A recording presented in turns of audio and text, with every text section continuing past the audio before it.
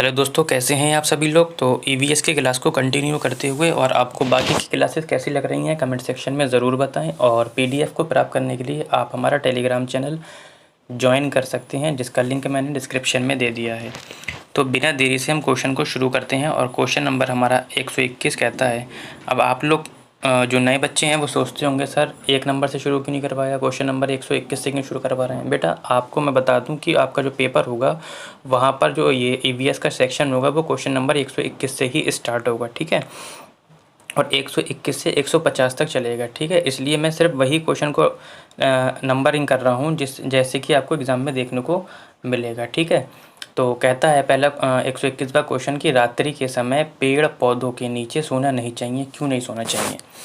कहता है कि रात्रि के समय पेड़ पौधे केवल कार्बन डाइऑक्साइड मुक्त करते हैं, रात्रि के समय पेड़ पौधे केवल ऑक्सीजन मुक्त करते हैं, रात्रि के समय पेड़ पौधे के नीचे गर्मी होती है और रात्रि के समय पत्तियां अधिक गिरती हैं। तो कारण क्या है कि हमें क्यों नहीं सोना चाहिए। देखो, प्रकाश संश्लेषण की क्रिया सामान्यतः सूर्य की उपस्थिति में होती है, ये तो सभी लोगों को पता है।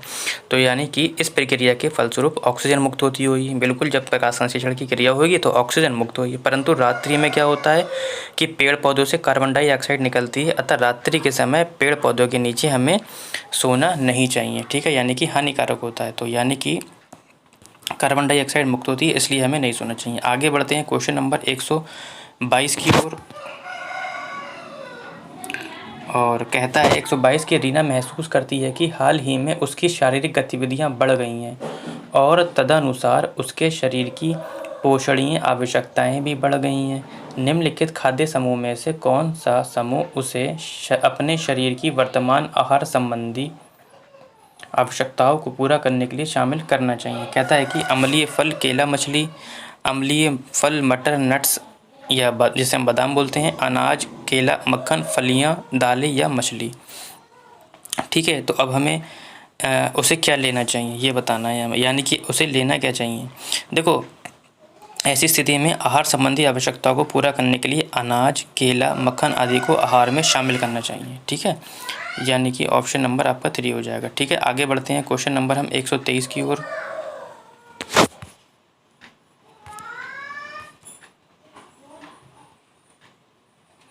क्वेश्चन नंबर 123 कहता है कि एक शिक्षिका कक्षा में खाद्य भंडारण हेतु कुछ बिंदु श्यामपट्ट पर लिखती है, ठीक है।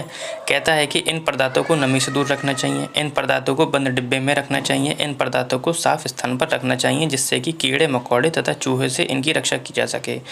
नीचे कहता है कि शिक्षिका किस पदार्थ के भंडार के विषय में शिक्षार्थी को समझा रही है। कह रहे सब्जियों के, दूध के, मांस के या गुड़ के। देखो वो क्या कर रही है, पदार्थों को नमी से बचा रही है, पदार्थों को बंद डिब्बे में रख रही है। क्यों? जिससे कि सील ना पहुंचे, यानी कि गुड़ हो जाएगा ऑप्शन नंबर आपका, ठीक है। आगे बढ़ते हैं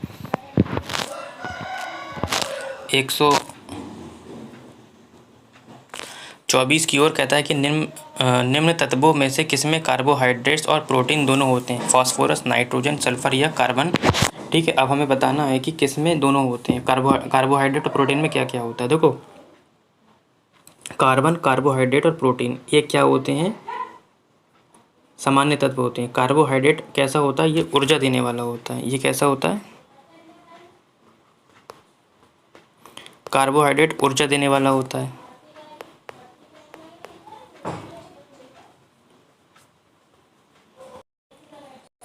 अब कार्बोहाइड्रेट में क्या क्या पाया जाता है, इसमें कार्बन पाया जाता है आपका, प्लस हाइड्रोजन पाया जाता है, प्लस नाइट्रोजन,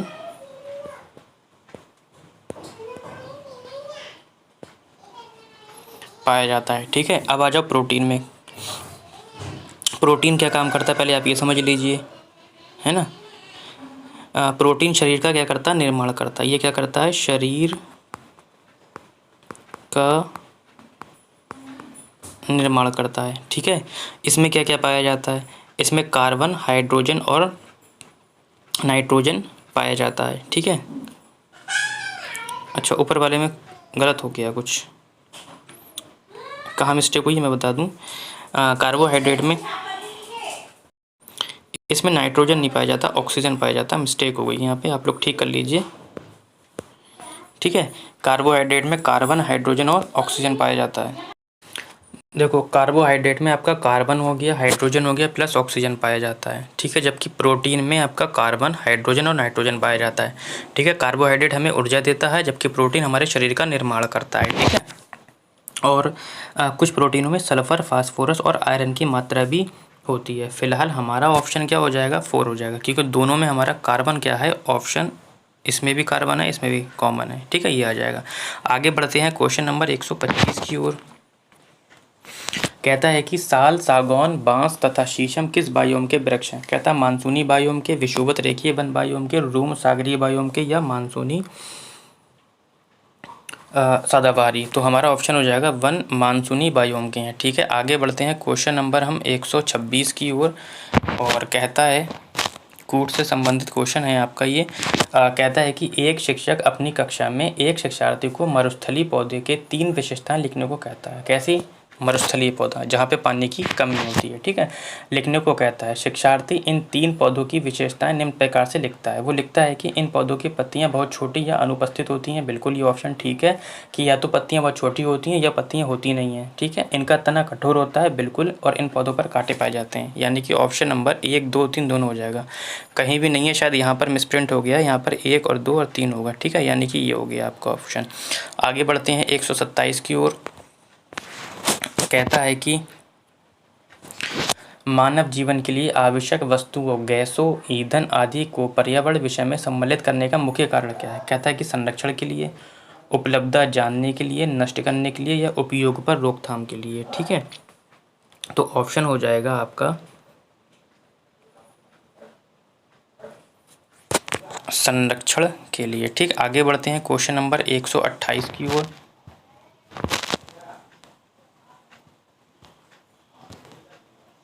कहता है नीचे दिए गए घरों के प्रकारों में से उसे चुनिए जिसे भारी वर्षा वाले क्षेत्रों के गांवों में रहने वाले लोगों को बनाना चाहिए।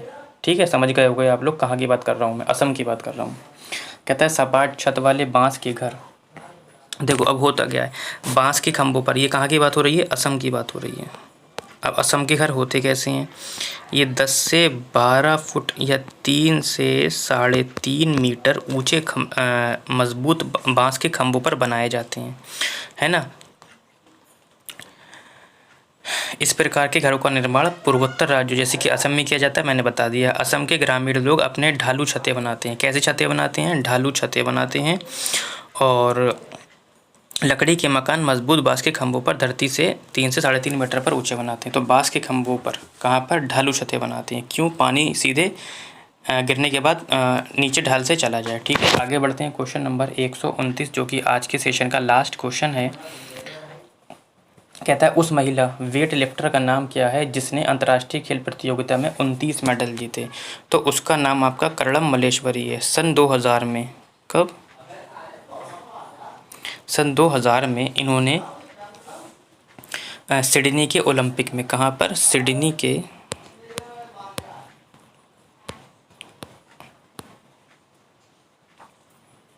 ओलंपिक में, सिडनी के ओलंपिक में कांस्य पदक जीता। कौन सा पदक, कांस्य।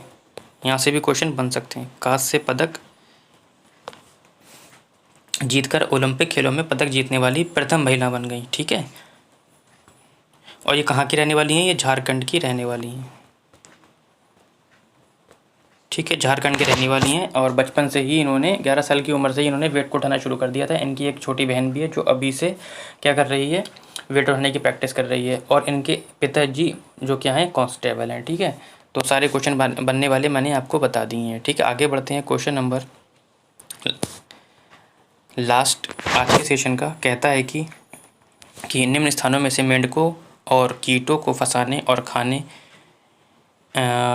खाने पकड़ कर खा जाने वाला खटपरली पौधा कहाँ नहीं पाया जाता है। ठीक है, तो खटपरली पौधा जिसे हम निफेंथिस भी बोलते हैं, ये कहाँ कहाँ पाया जाता है। तो ये पाया कहाँ जाता है, ये वहाँ पाया जाता है जहाँ पर नाइट्रोजन की कमी होती है, जहाँ पर नाइट्रोजन की कमी होती है। ठीक है, कहाँ पाया जाता है? जहाँ पर नाइट्रोजन की कमी होती है। ठीक है, ये कैसे होता है? घड़े के आकार का होता है। कैसे होता है? घड़े के आकार का होता है। इसके ऊपर एक ढक्कन पत्ती नुमा ढक्कन लगा होता है। पत्ती नुमा